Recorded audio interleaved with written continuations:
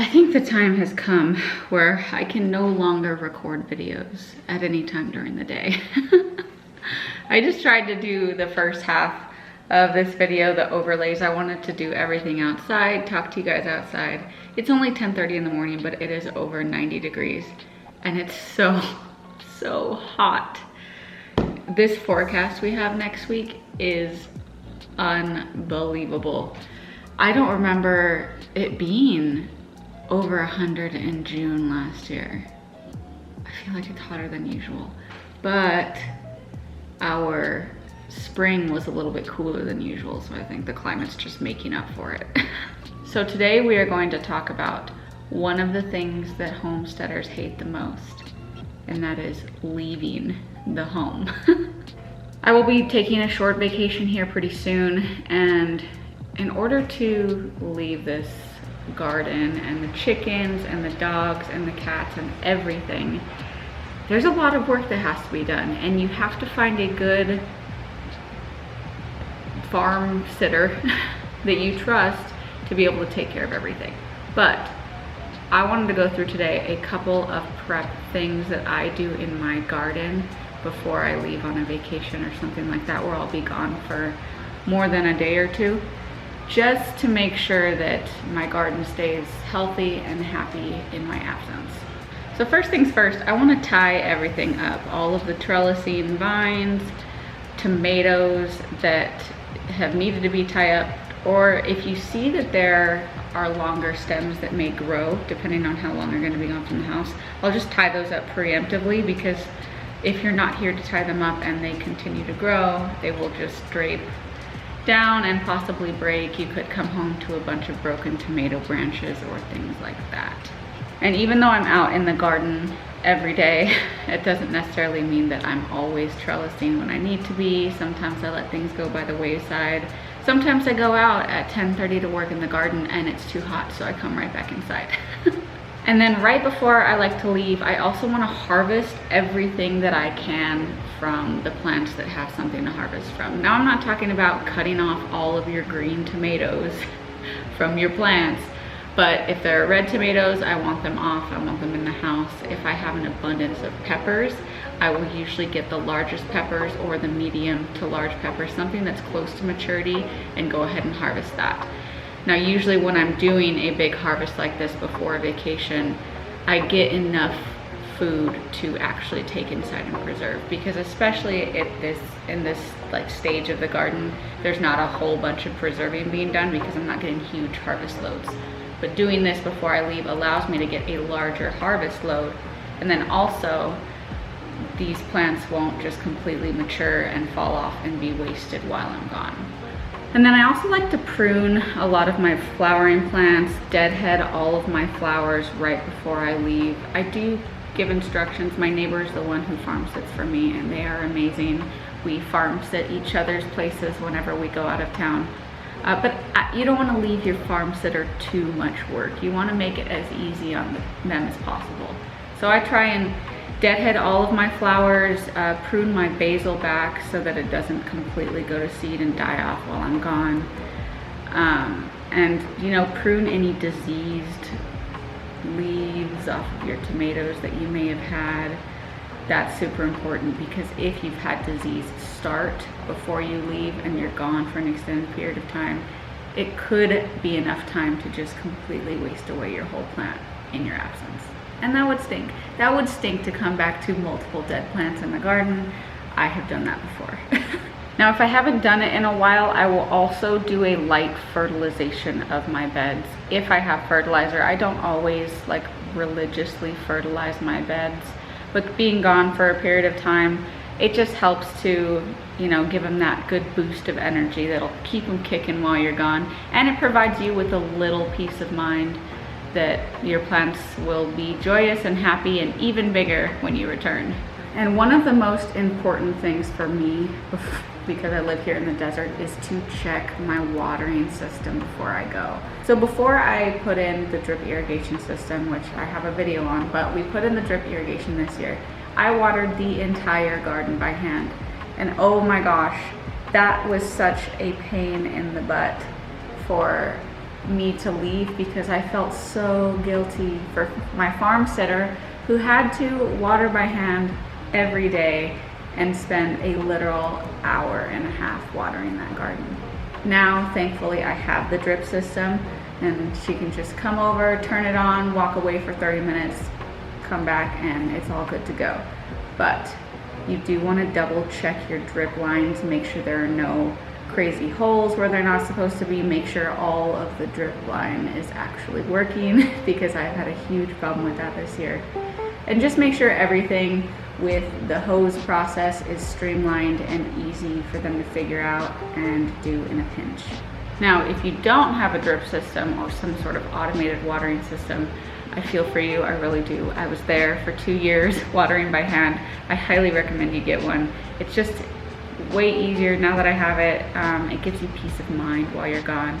And of course, when you ask someone to watch your garden for you while you're gone, they actually don't mind saying yes because they won't have to stand with the hose for an hour in the morning every day. So you want to make it as easy on them as possible. That's what you would want if you were watching someone else's farm. And it just makes for an all-around better garden to have one. And because I always manage to vacation for some reason, right in the middle of squash bug season, I like to do a big hunt for squash bugs before I leave, usually the day before I leave. So I will get in there with a hose, spray down the base of all of the squash plants. That makes the squash bugs rise up from the mulch because that's where they like to hide and be on the branches. If you do this in the morning and they're super slow and sluggish in the morning, it is really easy to put a dent in their population because they will just crawl up from the mulch all slow and waking up, and you just pluck them right off, do whatever you're gonna do with them, and be sure to look for eggs as well. Because you can pull all the squash bugs you want, but you miss about 40 eggs, you're gonna have 40 squash bugs next week. So any sort of pest that you may have, just do a big old hunt for pests before you leave. That way you don't come back to completely decimated plants, because that has also happened to me. I tell you these things because I've been there. Now, as for my chickens, they are pretty carefree. My neighbor also has chickens of her own. Should not be a problem to watch them. When I did the meat birds a couple months ago, I built some 5-gallon bucket waterers, and when the meat birds were done using them, I put both of them in my current layers coop. Those have been so amazing since I decided to transition to those 5-gallon bucket waterers. I only fill up the buckets maybe once a week, and there's 10 gallons of water that they have to go through. So theoretically, if they had a source of food that they could eat, like they could just eat all the time by themselves, I could be gone for a week and the chickens would be perfectly fine. I do have an automatic coop door on my coop, so it lets them out and closes them back up without my assistance day and night. So they are definitely the easiest, and I am worried about them the least out of everything here on the property. The plants is a really big task in the morning. There's a lot of things that still have to be hand watered because I haven't set up drip line to them. The bean slash squash slash corn plot over there, my kind of Three Sisters plot, needs to be hand watered. I don't have any drip system over those, and everything in my front yard landscaping also has to be hand watered every day. So it is quite a chore to watch my house for me, and I am eternally grateful to my wonderful neighbors who do it for me while I'm gone. And another quick thing I like to do before I leave is water down my compost. So as you know, here in the desert, it never rains. So I do have to manually water my compost to make it break down quicker. I'm pretty much a lazy composter anyways. I don't do a whole lot. I don't do the whole 18-day compost thing, but I do try and keep it moist and cover it with a tarp to keep that moisture trapped in, as well as keep it hot. Not that that's a problem here. It's going to be 100 today. But since I won't be here for a while and I'm not going to have my lovely neighbors water my compost for me, that's just extra work they don't need to do. I like to give it a good soaking right before I leave, and who knows, maybe when I come back I'll have fully broken down compost. I won't, but that would be cool. And last but not least, kind of related to the garden, but also related to the homestead in its entirety, I like to try and preserve as much of the food that I can as possible. That means all of these eggs that I've been stacking up for weeks that I haven't used yet, got to go. They've got to go in something or on something and just in someone's belly in one way or another, because no one's going to be eating the eggs that are collected while I'm gone.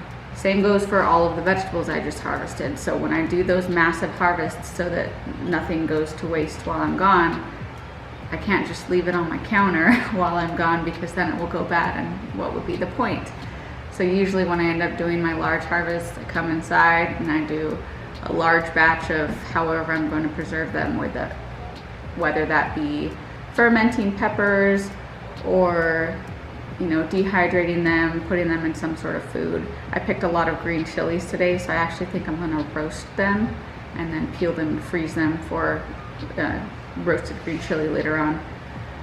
And as for my tomatoes, most of the tomatoes that are coming out of the garden right now, I'm still eating fresh because I'm not getting huge loads of them. Otherwise, I would core them and score them, stick them in a freezer bag, put them in the freezer, and save them for a rainy day so I can can some tomato sauce.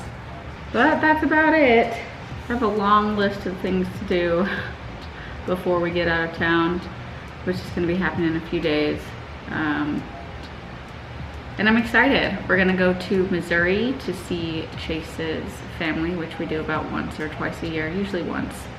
Sometimes we may go down in the cooler months and go hunting up there, but definitely in the summer, we take the kids with us so they can see their grandparents.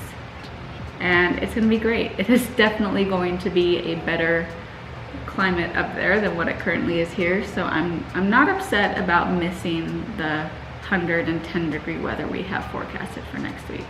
But it is real hard to leave here. It is very difficult to leave everything that you've built and created on your homestead in someone else's hands, in the hopes that nothing dies while you're gone. But I trust Paige and Spencer with everything I have. I have watched for them, they have watched for me before. It only pains me that my property is quite a lot of work to watch, but my mom is also going to be coming up and helping them from time to time, checking on my plants, looking for squash bugs. So I'm excited, and hopefully I will get some footage up there. I'm not quite sure. Usually when we take trips, I end up being too busy to take any video of it, but thank you guys for joining me today, and I will catch you on the next one.